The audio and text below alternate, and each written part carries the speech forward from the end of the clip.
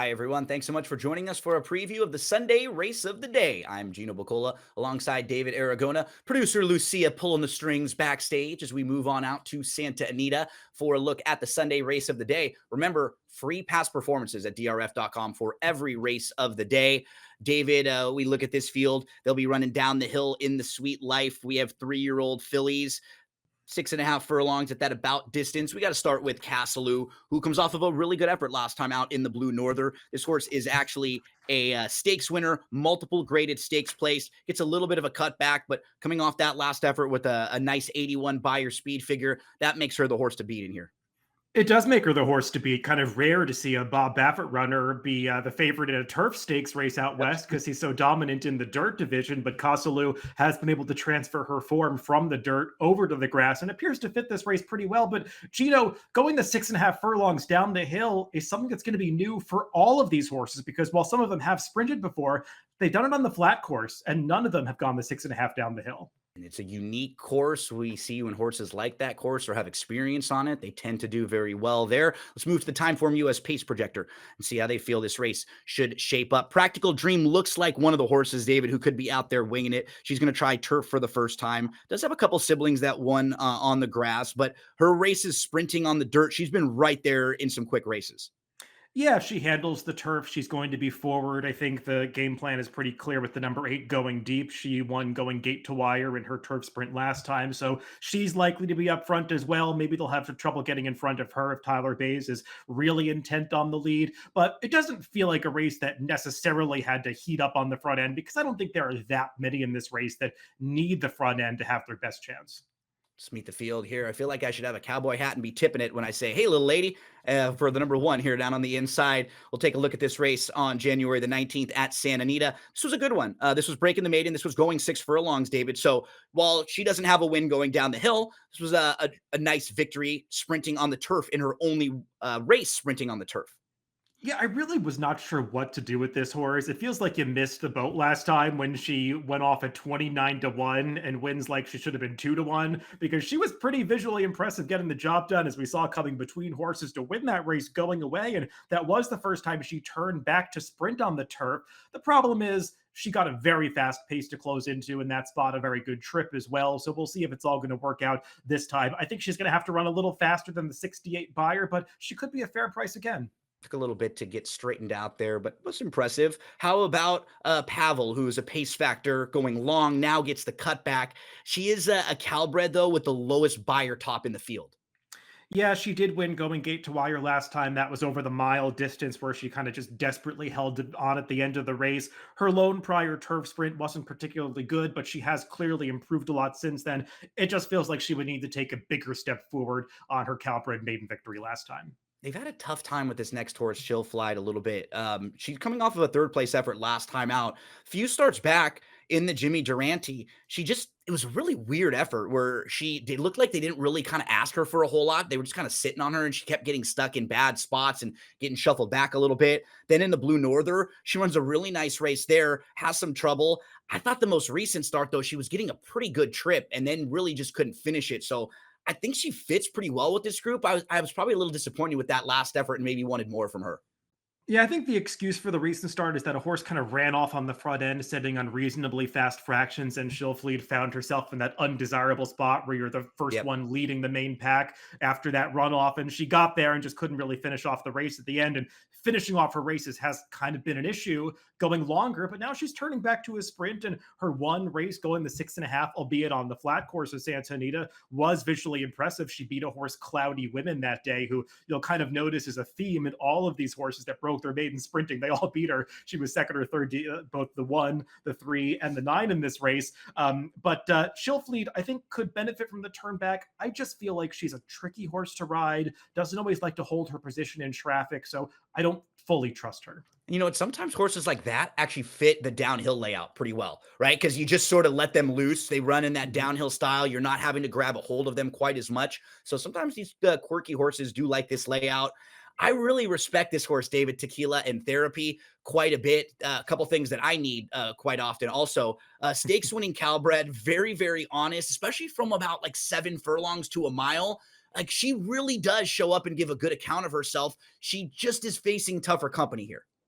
Yeah, I went back to watch her Surfer Girl when she faced off against Kossolu and just didn't run quite as well as that foe that day, but maybe she's improved a little since then. She ran better than I expected when she went back to the dirt, and here we're taking a look at her return to turf in the Cal Cup Oaks, going the two turns. And Gino, I thought this was just a perplexing ride because she has plenty of tactical speed, and it just seemed like Edwin Maldonado could not get her far enough back off the I pace, know. ultimately dragging her back to last in a 12-horse field around the far turn. And she makes this big run through traffic up the inside at the end. Like, if they had gotten better position with her, she could have won that race. But even if she was a winner of the Cal Cup Oaks, that was a weaker field than this. I'm not sure how much credit I'm supposed to give her for that. I think she's got the versatility to be effective here. I just wonder about the class level.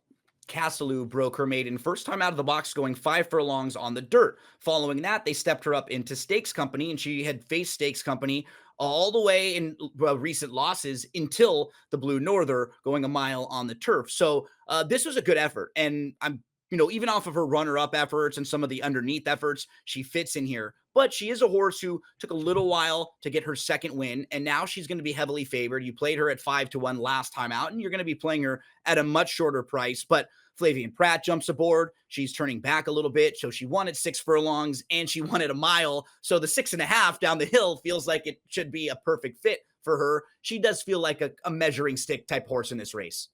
She does. And handicapping this race, I kind of wanted to be against this horse because she Me just too. has all the trappings of one that's going to take a lot of money, as you said. The connections, Flavie and Pratt taking over for the last rider and coming off the top buyer in the field, earning a stakes victory last time. I mean, it's pretty obvious her merits. But then I went back and watched her last couple of races, and she ran even a little better than I thought she did just looking at Yeah. them on paper. I mean, she got wide trips. She was legitimately 3 to 4 wide around both turns last time in the Blue Norther and still pulled off that victory. She seems like she's got the versatility to sprint as well as she goes a mile. So she just fits really well in here. I just don't know if you're going to get much value at a short price.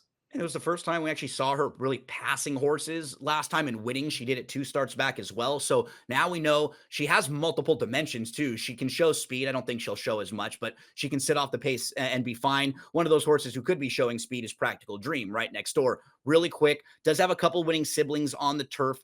She exits the Santa Ynez and then 2 starts back in the Starlet. She was well defeated by Look Forward, Tenma, who's one of the top 3-year-old fillies out on the West right now. Can she transfer the form over to the turf? Yeah, her sire Practical Joke gets 10% turf sprint winners when you look up his stats in DRF Formulator. 3 of the 5 siblings to try the turf did winner over it. The best one was Sister Peacock, who was a little better on synthetic, but was a stakes winner on the turf. So there's definitely pedigree here. I think the slight turn back in distance is going to work for this horse. She obviously showed ability early in her career. And watching some of her dirt races, she's got the action that says to me that she should have the versatility to switch to the turf. We'll just see if she can take a step forward because she's going to need to beat Kossolu. Next one up, As Catch Can comes in from Woodbine. And in her most recent race, David, I was really impressed because it felt like there were multiple times where she looked like she was all in, like she was being asked. They were right before the top of the lane, and then again early in the stretch. I thought, I don't think she's ever going to get there, but she kept grinding and she really wore her rival down. You start to look at the body of work. The last 5 races since her second start when they put her on the grass, she's been really good overall. Nice body of work. She might be a little better than those speed figures too. I think she fits with this group. For me, it was just about trip because she doesn't seem all that fast early on. So she'll probably need a little bit of help up front early.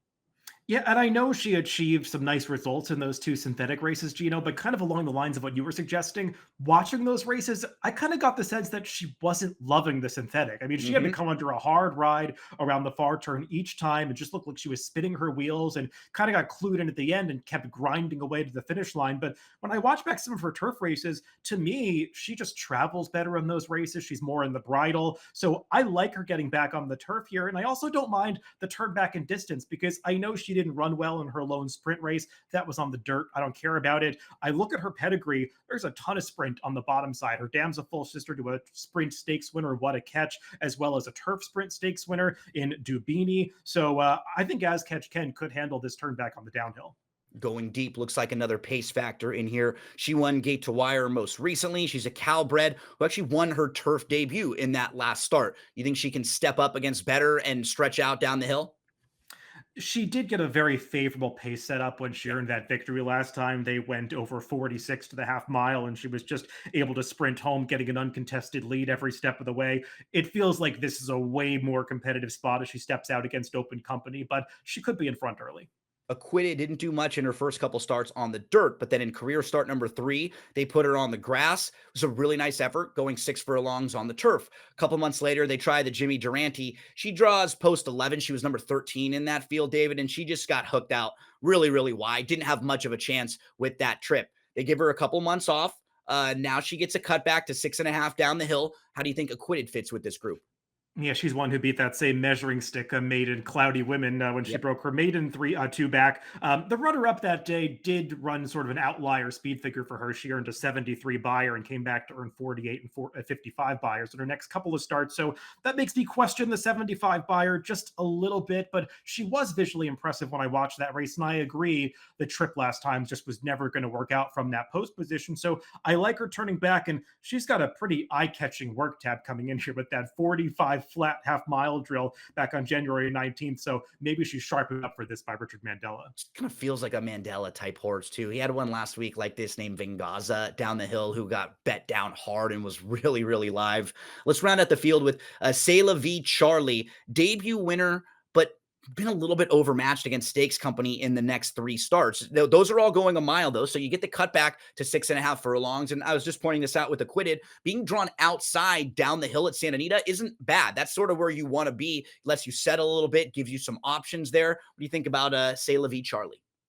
Yeah, the problem for me is watching her races. She just feels very one paced. I mean, she picked up the pieces on debut when she won at a big price, but that was a pace that was kind of falling apart at the end. And yeah, she's faced Stakes Company in every start since then, but she just hasn't unleashed any sort of rally or shown any kind of acceleration in the stretch of those races. So she's going to need a pace collapse to be effective here. Maybe she'll get it. She will be a big price if you like her.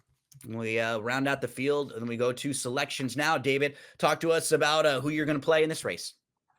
Yeah, as Catch Ken is going to need a speed figure boost to beat the likes of the favorite Casolu, who I do think is very much the horse to beat. I just think as Catch Ken's going to appreciate getting back on the turf. I like the turn back for her based on her pedigree, and Jonathan Thomas certainly knows how to send out some live runners in Southern California. Put the 9 Acquitted on top. I'm doing a rewatch of the show Suits right now. I hope it's not because I have all this legal jargon in my head with Acquitted, David, and it just led me there. But I think sitting towards the outside, cutting back, could get a really nice trip just off the pace a little bit. So I'll put the 9 Acquitted on top of the 5, 3, and 7. However you're playing the Sunday race of the day, remember you can get free past performances at DRF.com. Best of luck.